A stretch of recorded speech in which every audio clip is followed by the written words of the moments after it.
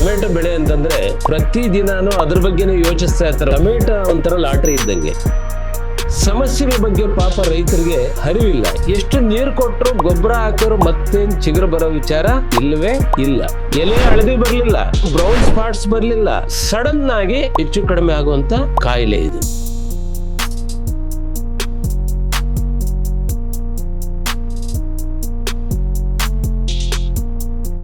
ಎಲ್ರು ನಮಸ್ಕಾರ. ಇವತ್ತು ಟೊಮೆಟೊ ಬೆಳೆ ಅಂತಂದ್ರೆ ಬಹಳ ಜನ ಪ್ರತಿ ದಿನಾನು ಅದ್ರ ಬಗ್ಗೆನೇ ಯೋಚಿಸ್ತಾ ಇರ್ತಾರೆ ವರ್ಷ ಪೂರ್ತಿ. ಯಾಕೆ ಅಂತಂದ್ರೆ ಟೊಮೆಟೊ ಒಂಥರ ಲಾಟ್ರಿ ಇದ್ದಂಗೆ. ನಾನು ಈ ಸಾರಿ ಟೊಮೆಟೊ ಹಾಕ್ಬೇಕು, ಲಕ್ಷಗಟ್ಟಲೆ ಸಂಪಾದನೆ ಮಾಡ್ಬೇಕು ಅಂತಕ್ಕಂತ ವಿಷನ್ ಇಟ್ಕೊಂಡು ಅದ್ರ ಬಗ್ಗೆ ಯೋಚಿಸ್ತಾ ಇರ್ತಾರೆ. ಆದ್ರೆ ಇಲ್ಲಿ ಕೆಲವು ಟ್ವಿಸ್ಟ್ಗಳಿದೆ. ಏನಂತಂದ್ರೆ ಸಮಸ್ಯೆಗಳ ಬಗ್ಗೆ ಪಾಪ ರೈತರಿಗೆ ಅರಿವಿಲ್ಲ. ಯಾಕಂದ್ರೆ ಅವ್ರು ವಿಜ್ಞಾನವನ್ನ ಓದಿ ಹೊರಗಡೆ ಬರ್ಲಿಲ್ಲ. ಸೊ ಇವಾಗ ವಿಜ್ಞಾನವನ್ನು ಓದಿ ಹೊರಗಡೆ ಬರ್ಲಿಲ್ಲ, ಬರ್ತಕ್ಕಂತ ಸಮಸ್ಯೆಗಳನ್ನ ವೈಜ್ಞಾನಿಕವಾಗಿ ತಿಳ್ಕೊಂಡು ಪರಿಹಾರ ಮಾಡ್ಕೊಳ್ಳುವಂತ ವಿಚಾರದಲ್ಲೂ ಸ್ವಲ್ಪ ಹಿನ್ನಡೆ ಇರ್ತಾರೆ. ಸಾಕಷ್ಟು ದುಡ್ಡು ಖರ್ಚು ಮಾಡಕ್ಕೆ ರೆಡಿ ಇರ್ತಾರೆ. ಬಟ್ ದುಡ್ಡು ಖರ್ಚು ಮಾಡಿದ ತಕ್ಷಣ ಬೆಳೆ ಉತ್ತಮವಾಗಿ ಬರುತ್ತೆ ಅಂತ ಯಾವತ್ತು ನಾವು ಊಹಿಸೋಂಗಿಲ್ಲ. ಸೊ ಅದಕ್ಕೆ ನಾವು ಒಂದೊಂದೇ ವಿಷಯವನ್ನ ತಗೊಂಡು ನಿಮ್ಗೆ ಅರ್ಥೈಸ್ಲಿಕ್ಕೆ ಅದರ ಹೆಂಗೆ ಅದು ಬರುತ್ತೆ, ನಾವು ಯಾವ ತರ ಮುಂಜಾಗ್ರತೆ ಕ್ರಮಗಳನ್ನ ತಗೋಬೇಕು ಅಂತಕ್ಕಂಥ ವಿಚಾರಗಳ ಬಗ್ಗೆ ನಾವು ಒಂದೊಂದಾಗಿ ತಿಳಿಸ್ಕೊಡ್ತಾ ಇದ್ರಿ. ಸೊ ಇವತ್ತು ನಾನು ತಿಳಿಸ್ಲಿಕ್ಕೆ ಹೊರಟಿರ್ತಕ್ಕಂಥ ವಿಚಾರ ಟೊಮೆಟೊದಲ್ಲಿ ಬ್ಯಾಕ್ಟೀರಿಯಲ್ ವಿಲ್ಟ್ ಅಂದರೆ ದುಂಡಾಣು ಸೊರಗು ರೋಗ ಅಂತಾರೆ. ಸೊ ಇದು ಹೆಂಗೆ ಅಂತಂದ್ರೆ ಬಹಳ ವಿಚಿತ್ರ. ಸೊ ಇವತ್ ಸಂಜೆ ನೋಡ್ಕೊಂಡು ಮನೆಗೆ ಬಂದಿರ್ತೀರಿ, ನಾಳೆ ಬೆಳಗ್ಗೆ ಹೋಗೋಷ್ಟೊತ್ತಿಗೆ ಸ್ವಲ್ಪ ಬಾಡಿರುತ್ತೆ, ನಾಳೆ ಸಂಜೆ ಅಷ್ಟೊತ್ತಿಗೆ ಪೂರ್ತಿ ಬಾಡೋಗುತ್ತೆ. ಸೊ ಇದಾದ್ಮೇಲೆ ಎಷ್ಟು ನೀರು ಕೊಟ್ಟರು ಗೊಬ್ಬರ ಹಾಕಿದ್ರು ಮತ್ತೇನ್ ಚಿಗುರು ಬರೋ ವಿಚಾರ ಇಲ್ಲವೇ ಇಲ್ಲ. ಸೊ ಯಾಕೆ ಹಿಂಗಾಯ್ತು? ಏನು ಸಿಂಪ್ಟಮ್ಸ್ ಇಲ್ಲ, ಎಲೆ ಹಳದಿ ಬರ್ಲಿಲ್ಲ ಅಥವಾ ಅದ್ರ ಮೇಲೆ ಏನೋ ಬ್ರೌನ್ ಸ್ಪಾಟ್ಸ್ ಬರ್ಲಿಲ್ಲ, ಯಾವುದೇ ಸಿಂಪ್ಟಮ್ಸ್ ಗೊತ್ತಾಗದೆ ಸಡನ್ ಆಗಿ ಹೆಚ್ಚು ಕಡಿಮೆ ಆಗುವಂತ ಒಂದು ಕಾಯಿಲೆ ಇದು. ಸೊ ಏನಾದ್ರು ಸಿಂಪ್ಟಮ್ಸ್ ಇದ್ರೆ ರೈತ ಪ್ರಯತ್ನ ಮಾಡಬಹುದು ಉಳಿಸ್ಕೊಳ್ಳಿಕ್ಕೆ.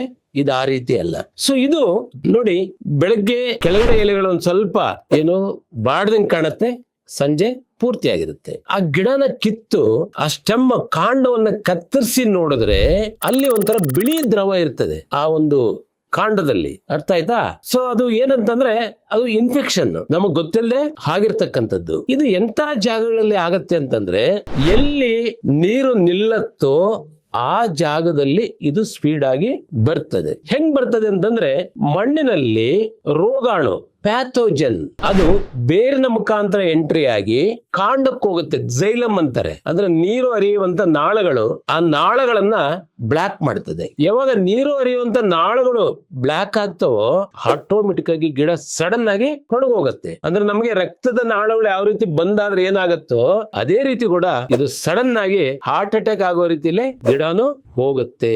ಅಷ್ಟಕ್ಕೆ ನಿಲ್ಲತ್ತಾ? ನಿಲ್ಲಲ್ಲ. ಈ ರೋಗಾಣು ಹೆಂಗೆ ಅಂತಂದ್ರೆ ಮಣ್ಣಲ್ಲಿ ಏನೇ ಮಣ್ಣಲ್ಲಿ ಸಮಸ್ಯೆಗಳಾದರೂ ಹೆಚ್ಚು ವರ್ಷಗಳು ಬದುಕಿ ಉಳಿಯುವಂತ ರೋಗಾಣ ಇದು. ಸೊ ಈ ರೋಗಾಣ ಬೇರೆ ಯಾವುದೇ ಓದೋ ಬ್ಯಾಕ್ಟೀರಿಯಾಸ್ ಹತ್ರ ಸಾಯಲ್ಲ. ಅದಿರೋದ್ರಿಂದ ಇದು ಬೇರೆ ಗಿಡಕ್ಕೆ ಕೂಡ ಹೋಗುತ್ತೆ.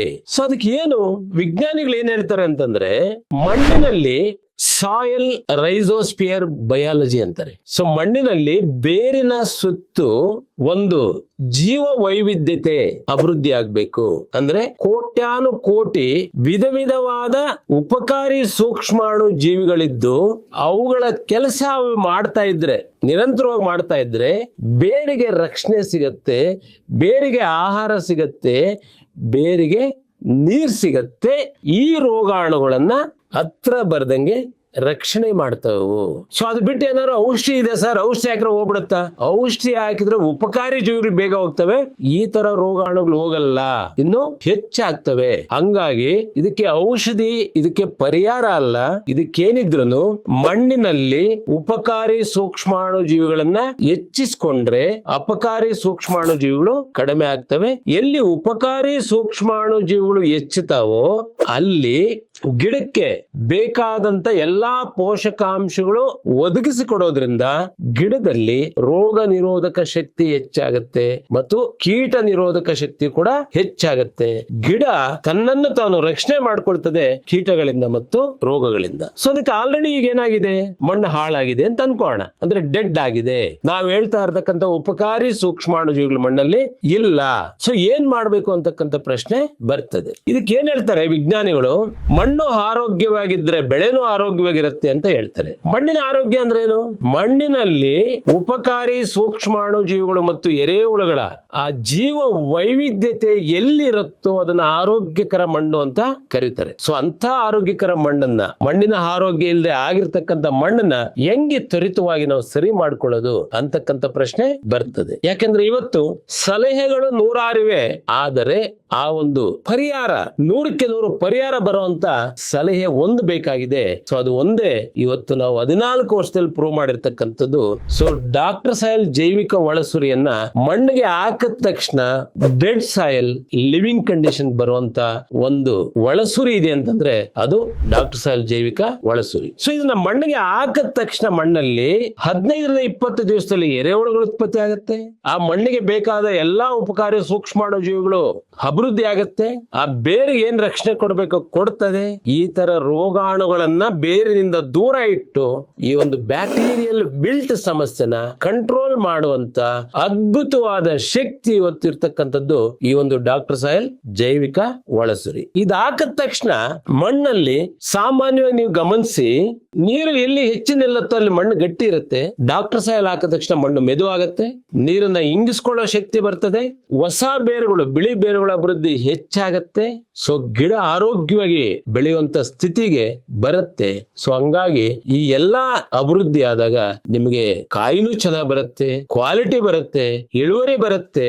ರಾಸಾಯನಿಕ ಗೊಬ್ಬರಗಳ ಮತ್ತು ಕೀಟನಾಶಕ ಮತ್ತು ರೋಗನಾಶಕಗಳ ಖರ್ಚು ಕಡಿಮೆ ಆಗತ್ತೆ, ಲಾಭ ಹೆಚ್ಚಾಗತ್ತೆ.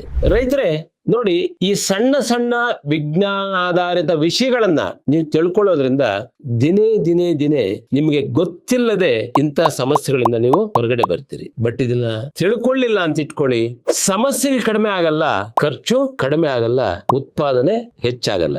ಹಂಗಾಗಿ ಯಾರ್ಯಾರು ತೋಟಗಳಲ್ಲಿ ಬ್ಯಾಕ್ಟೀರಿಯಲ್ ವಿಲ್ಟ್ ಅಂತ ಇದೆಯೋ, ಸೊ ಕಾಮೆಂಟ್ ಬಾಕ್ಸ್ ಅಲ್ಲಿ ಬ್ಯಾಕ್ಟೀರಿಯಲ್ ವಿಲ್ಟ್ ಅಂತ ಹಾಕಿ. ನಿಮ್ಗೆ ಈ ವಿಡಿಯೋ ಇಷ್ಟ ಆದ್ರೆ ಬೇರೆಯವ್ರಿಗೂ ಹೆಲ್ಪ್ ಆಗ್ಲಿ, ನಿಮ್ಮಿಂದ ಇದನ್ನ ಶೇರ್ ಮಾಡಿ, ಸಬ್ಸ್ಕ್ರಿಪ್ಷನ್ ಮಾಡ್ಕೊಳ್ಳಿ.